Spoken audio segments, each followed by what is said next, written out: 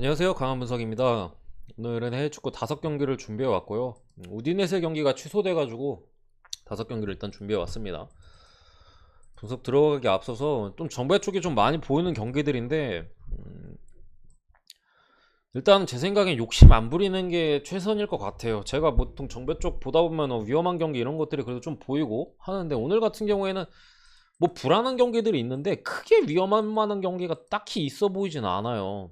그래가지고 저도 아직까지는 좀 배틀라인을 어떻게 잡아야 될지 뭐 이런 부분에 있어서 고민이 있는데, 보시는 분들도 이거 다 정배 괜찮아 보인다고 뭐 다 껴가지지 마시고, 만약 배팅 하시는 분들 같은 경우에는 그래도 좀 욕심을 덜 부리는 게 제가 볼 때는 내일 아침에 웃을 가능성이 좀 높다, 좀 이렇게 보입니다. 일단 분석 들어가 볼게요. 비아레알 대 알라베스. 사실 최근 흐름이나 여러 가지를 봤을 때 비아레알 쪽으로 안 보기 좀 힘든 경기예요. 부상자 쪽도 보면은 뭐 코클랭, 수비형 미드필더 쪽에 뭐 페나 뭐 이런 선수들이 빠져 있고, 뭐 단주마나 오리에 정도가 불투명에 떠 있어요. 뭐 공격적 자원, 이제 많은 분들 아시죠? 토트넘에서 뛰었던 오른쪽 풀백 자원 이렇게 떠 있는데, 어쨌든 코클랭 같은 경우 빠져도 사실 미드필더 쪽에 뭐 쓸만한 자원들이 충분히 있는 상황이에요. 누가 나올지는 솔직히 잘 모르겠어요. 미드필더 뎁스가 비아레알이 뭐 괜찮기 때문에. 근데 뭐 같은 수비형 미드필더 자리에는 뭐 카프에 뭐 이런 선수들이 충분히 뭐 나올 수가 있는 지금 비아레알이고, 알라베스는 지금 수비 쪽에 좀 문제가 있습니다. 살짝의 문제. 뭐 나바로나 미아즈가 같은 이제 수비 쪽에 자원들이 빠져 있는데, 이 경기의 불안 요소를 말씀드릴게요. 정배 쪽을 사실 안 보기는 좀 쉽지 않은 상황에서 불안 요소를 말씀드리면은 상대 전적이 있습니다. 지금 최근 상대 전적만 해도 이렇게 좀 박빙해. 무도 아니고 알라베스가 이거 비아레알 원정에서 꽤 많이 잡아요. 이게 조금 더 과거의 상대 전적까지 끌어간다 하더라도 알라베스가 어 10번부터 따면 4번은 잡았습니다, 지금까지. 그런 부분에서 불안 요소가 있고, 분명히 이제 뭐 공격 쪽에서도 사실 공격력이 강하진 절대 않은데, 뭐 호셀로 같은 한 방에 있는 선수들은 있어요. 그런 상황에서 비아레알이 지난번에 한 달 됐나? 카디스한테도 이제 역습 한 방 한 방마다 한 골씩을 먹으면서 3대3 물을 캔 적도 있잖아요. 그런 부분까지 봤을 때 올 시즌 비아레알이 믿을 만한 팀이 아니라는 점까지 봤을 때 불안 요소는 있는데, 사실 현재 어쨌든 비아레알이 챔피언스 리그도 아탈란타 원정에서 무려 잡으면서 다음 라운드 진출했고, 그 기세를 이어서 최근의 흐름이 크게 나쁘지 않거든요. 그런 상황에 사실 좀 조심하거나 반대를 보기는 좀 쉽지 않아 보입니다. 전 똥줄로라도 좀 이겨줄 가능성이 있다고 보고요. 이정우의 좀 오바까지 봅니다. 비아레알이 실전 가능성이 좀 있다고 저는 봤고요. 한 2대1 정도로 이겨주지 않을까, 이렇게 봅니다. 근데 계속 말씀드리지만 오늘 정배 같은 경우 대체로 축 잡으시면 안 될 것 같고, 제 생각에는 축 잡으시면 안 될 것 같고, 다폴로 가시면 안 될 것 같다. 뭐 차라리 뭐 무승부 찍으면서 그냥 소액으로 노는 거야 뭐 그럴 수 있는데, 뭐가 터질지 감이 안 와요. 제 분석에서는 뭐가 터질지 잘 모르겠습니다. 굳이 따지자면 뭐 비아레알이나 아탈란타 정도가 불안하긴 한데, 어쨌든 반대를 보기에는 좀 쉽지 않은 상황이라 이렇게 보고 넘어갈게요.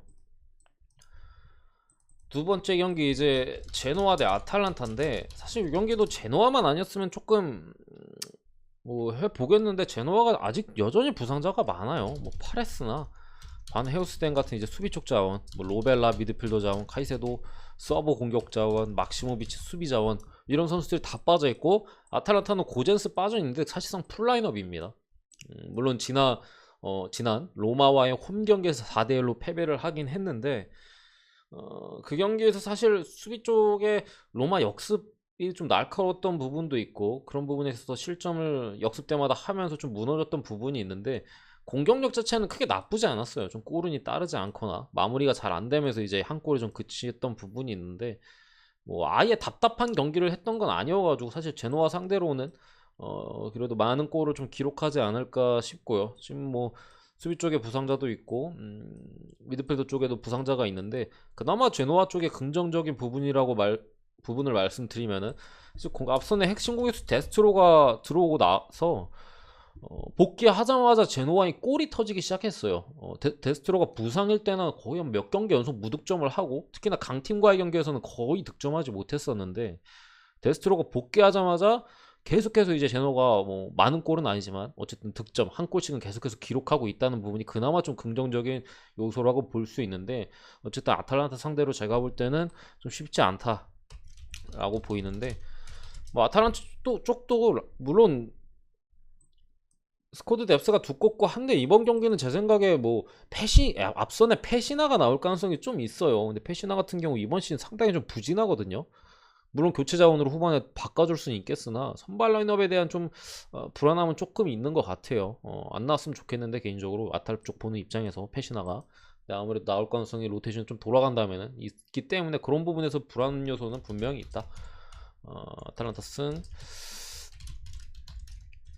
2.5 기준 오바를 보고요. 한 가지 더 말씀드리면 아탈란타가 제노와 원정 와서 시원하게 이긴 적이 거의 없어요. 대부분 다득점 뭐 한 골차 승부가 좀 많이 이어졌었고, 뭐 무승부나 뭐 패배를 했던 기억도 있고요. 그런 상황에서 불안 요소도 있습니다.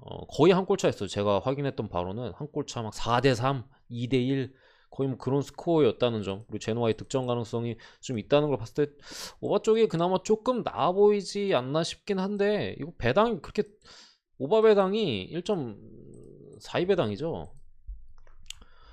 엄청 안 들어오는 배당이어가지고 수술 좀 들어올 때가 되긴 된 것 같긴 한데, 1.4인데 들어올 확률이 50%가 안 돼요. 언어바 기준으로 1.4인데 사실 1.4이면 아무리 못해도 60%대는 돼야 되는데 50%도 안 된다, 이 들어올 배당 확률 자체가. 세리에로 따졌을 때는 30%도 안 됩니다. 사실 들어올 때가 된 배당인데 어쨌든 이런 배당에 있어서 불안 요소는 있어요. 그래가지고 뭐 주력 잡을 만한 경기, 주력 잡으려면 좀 금액을 낮추거나 뭐 그런 쪽이 낫지 않을까 싶습니다. 분명 리스크가 있어 보인다. 어쨌든 반대쪽을 보긴 좀 빡세다. 세 번째 유벤투스 대 칼리아리. 이 경기도 사실 크게 뭐 역배를 본다거나 무승부를 본다거나 할 만한 여지는 딱히 없어 보입니다.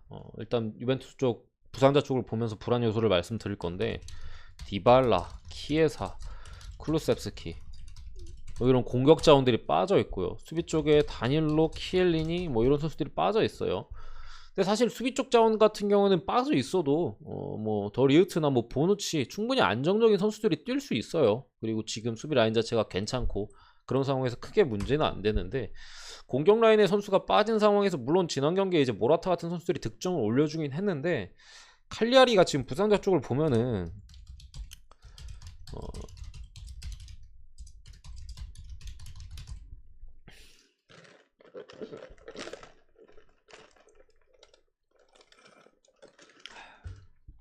뭐 이런 선수들이 지금 빠져 있어요. 미드필더 자원에 특히나 난데스나 뭐 마린 뭐 이런 선수들이 지금 빠져 있고, 수비 쪽에 발로키에비치 같은 선수들도 빠져 있잖아요. 그냥 대놓고 원래 뭐 이런 선수들이 뛰어도 잠글 테지만 진짜 그냥 아예 잠글 가능성이 높아요. 사실 역습도 이런 선수들이 지금 빠져 있기 때문에 뭐 중앙과 사이드로 오가면서 좀 풀어줄 만한 선수들이 좀 빠져 있어도 사실 역습도 제대로 되지 않을 가능성이 제가 볼 때는 좀 있어 보이고요. 물론 앞선에 이제 주앙 페드로나 뭐 케이타 같은 선수들이 있기 때문에 뭐 한 방에 있는 선수들은 분명히 있지만 중앙에서 연결 자체가 쉽게 안 될 가능성이 좀 높습니다. 뭐 예를 들면은 지난 맨체스터 시티나 울버햄튼전 같이 아예 그냥 수비 쪽에 치중하고 역습을 하려 하지만 쉽게 되지 않는 뭐 그런 경기 양상이 좀 이어질 것 같아가지고, 그런 과정에서 유벤투스가 제가 볼 때는 그래도 한 골 정도만 뽑아도 이길 가능성이 충분히 높다고 생각하고요. 앞선 두 경기보다는 뭐 당연히 배당이 똥배기 때문에 그렇겠지만 더 안정적으로 들어올 가능성이 있다고 생각하고, 저는 그래도 마인까지 봅니다. 오바를 찍을 바에는 마인이 조금 더 좋아 보여요.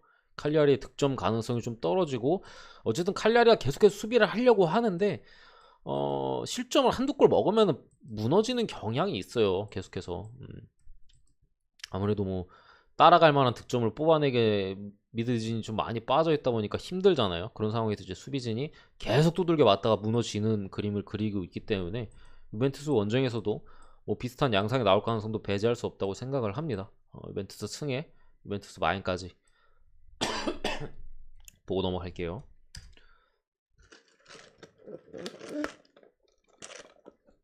마인은 근데 조금 불안한 면이 유벤투스 홈에서 칼리아리 상대로 5연속 마인인가 그래요. 핸디캡 1기준 5연속 마인이라 뭔가 한번 부러질 때가 된 것 같아가지고 그런 부분이 좀 쎄합니다. 5연속 마인은 사실 쉽지 않거든요. 근데 이번에 이기면 6연속인가? 그래가지고 그럼 좀 쎄한 부분이 있다. 아스날 대 썬더랜드 리그컵 경기입니다. FA컵 아니고 리그컵이에요. 그런 상황이고 뭐 부상자 쪽을 먼저 보면은 아스날 같은 경우 콜라시냐 뭐 로콘가 코로나로 빠져 있고 수비 쪽에 파블로 마리와 이제 도미아스가 이제 불투명에 떠 있고 썬더랜드는 솔직히 잘 몰라요. 근데 일단은 뭐 디아쿠라는 공격 자원이 빠져 있는 것 같고 맥기디 얘도 공격 자원이고 오니엔 얘는 뭐 미드필더 쪽 자원 같은데 3부 리그라 솔직히 잘 모릅니다. 뭐 이런 식으로 어쨌든 누스가 공격 자원 쪽에서 좀 있는 모습이에요. 근데 어쨌든 이 경기 같은 경우 사실 아스날이 어떻게 라인업을 들고 나올 것이냐가 좀 중요한데 당연히 1구는 안 나옵니다. 리그급 경기고 다른 리그 같은 경우에는 이 마지막 라운드 이후로 이제 휴식기를 좀 갖지만 EPL 같은 경우 EPL은 계속 진행되고 아스날도 계속해서 경기가 있기 때문에 이 경기의 주전들이 풀로 나오지 않을 겁니다. 아무래도 기존의 베스트 11 라인업에서 한 두세 명? 많아야 두세 명 아니면 2명 정도만 선발로 나오고 나머지 자원 같은 경우 벤치 아니면 뭐 2군 뭐 이런 자원들이 나올 것 같은데 아스날이 근데 어쨌든 간에 사실 엄청나게 막 벤치 쪽에 미들맨이나 이런 선수들은 없는데 그냥저냥 넣을 만한 애들은 좀 있어요. 수비 쪽에도 뭐 로폴딩이나 뭐 칼럼 체인버스 세드릭 소아레스, 뭐 누노 타바레스 같은 경우 요즘 좀 그래도 많이 뛰었잖아요. 뭐 이런 선수들이 나올 가능성이 높고 가끔 이제 또 전술적으로 선발로도 좀 뛰는 무하메드 엘렌이나 뭐 나일스, 메이틀랜드 나일스 같은 선수는 제가 볼 때는 괜찮아요. 괜찮은 선수고 공격 쪽에는 아무래도 라카제트 정도는 나올 수 있겠는데 뭐 은케티아나 페페 뭐 이런 선수들이 나올 가능성이 높다. 뭐 스미스로 정도 나올 수도 있겠네요. 아무튼간에 근데 저는 요 정도 라인업 가지고도 썬더랜드는 충분히 제가 이제 시뮬레이션 같은 거 돌려보고 하면은 어느 정도 충분히 상대 가능하다. 마인 정도는 그래도 해줄 가능성이 조금 높다고 보고요. 저는 2.5 마인까지는 보는데 당연히 1마인이 훨씬 더 안정적이겠고 뭐 그렇겠죠. 그리고 썬더랜드가 한번 아스날에 좀 도발했어요. 사실 이거 뭐 대진이 성사되기 전에 썬더랜드 감독이 우리 아스날 만나고 싶다. 그때 아스날이 한창 이제 못할 때였거든요. 그런데 실제로 이 대진이 성사가 됐습니다. 그래가지고 그거 관련해가지고 이제 썬더랜드 감독이 해명이라고 해야 되나? 그런 인터뷰도 했어요. 우리 막 그냥 농담식으로 뭐 던진 거다. 나를 뭐 잘 아는 사람들은 내가 그 말을 뭐 진지하게 뱉은 게 아니라 그냥 농담식으로 뱉은 걸 알 거다. 막 이런 식으로 구질구질하게 던지면서 내가 그 말을 했다고 아르테타가 자극받고 동기부여 받아서 우리를 뭐 학살하거나 그러진 않겠지. 뭐 이런 식으로 그냥 구질구질하게 인터뷰도 얼마 전에 했거든요. 그런 부분이나 뭐 감안했을 때 아스날이 그래도 저는 마인까지 뭐 해줄 가능성이 높다고 저는 생각을 합니다. 1마인 정도는 괜찮아 보인다. 마지막 경기 세비야 대 바르셀로나인데 사실 바르셀로나 같은 경우는요 일단은 부상자가 너무 많아요. 지금 특히나 뭐 안수파티 빠져있는 거 상당히 크고요. 그나마 이제 좀 공격 쪽에 베테랑이라고 볼 수 있는 멤피스 데파이, 미드필더 쪽에서 이제 희망이라고 불리는, 물론 다른 선수 니코나 이런 선수들이 잘해주고 있지만 페드리가 빠져있고 뭐 서브 공격 자원 뭐 지금 파티 빠지고 데파이 빠지고 아구에로 은퇴한 상황이 상당히 그래도 아쉽죠. 브레이스웨이트 같은 자원들도 빠져있고 뭐 세르지 로베르토 그 데스트까지 불투명에 지금 떠있는 상황이라 바르셀로나는 그러니까 전체적으로 딱 봤을 때 니코 정도가 버티고 있는 미드필더 라인은 그나마 괜찮아요. 공격진에서도 뭐 가비나 아니면은 앞대 뭐 이런 선수, 어린 선수들의 활약은 괜찮은데 중앙 공격수 좀 요즘 루크 더용 뭐 이런 애들이 좀 나오고 있는데 이런 선수들의 활약이 좀 저조하고요. 수비 라인 자체도 계속해서 아무래도 사비 감독이 온지 얼마 안 됐고 라인이 불안하다 보니까 실험적으로 계속해서 이거 3백 썼다 4백 썼다 아니면은 뭐 에르 가르시아를 썼다가 움티티 썼다가 또 랑글레 썼다가 라인업적으로 계속 아라우 박아놓고 실험을 하는데 답이 없으니까 매 경기 바꿉니다. 계속해서 실험을 하고 있고 분명히 이제 수비 쪽에 불안함이 있고 중앙 공격 그쪽에서 분명히 불안함은 있는데 세비야도 어쨌든 간에 부상자가 좀 있긴 해요. 보시면 아시겠지만 뭐 라멜라, 나바스, 수소, 몬티엘, 아쿠냐 불투명. 라멜라나 수소 같은 경우에는 사실 뭐 요즘 뭐 오캄포스가 그래도 나쁘지 않고 뭐 라파미르 이런 자원이 있기 때문에 그나마 좀 괜찮은데 지금 헤수스 나바스나 몬티엘 아쿠냐 이 사이드 쪽 수비 자원들이 지금 물론 불투명이기 때문에 나올 가능성도 있겠으나 좀 부상을 좀 달고 있다는 점이 좀 불확실한 면이고 바르셀로나가 중앙 구경은 별로지만 이제 앞대 이런 선수들의 측면 구경은 괜찮았거든요. 활약이 젊은 선수지만 괜찮았어요. 그런 상황에서 이제 세비야의 측면 수비가 어떻게 될 것이냐가 좀 관건인데 저는 근데 바르셀로나가 지금 같은 수비력으로는 세비야 원정 와가지고 쉽지 않다고 생각합니다.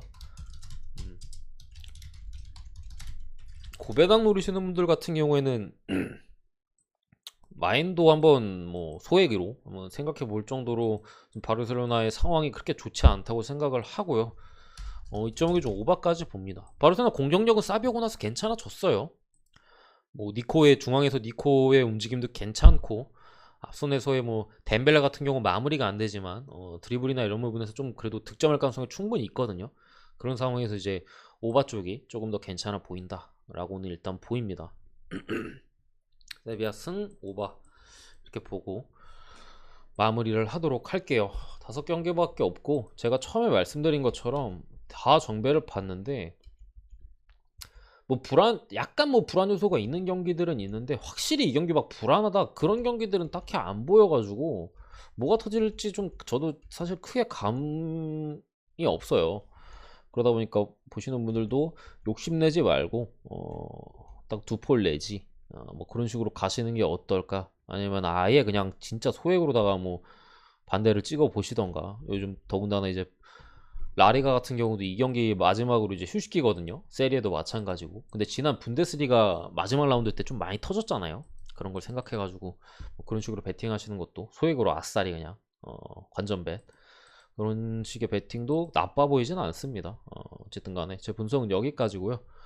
구독과 좋아요 한 번씩 부탁드리고 감사합니다.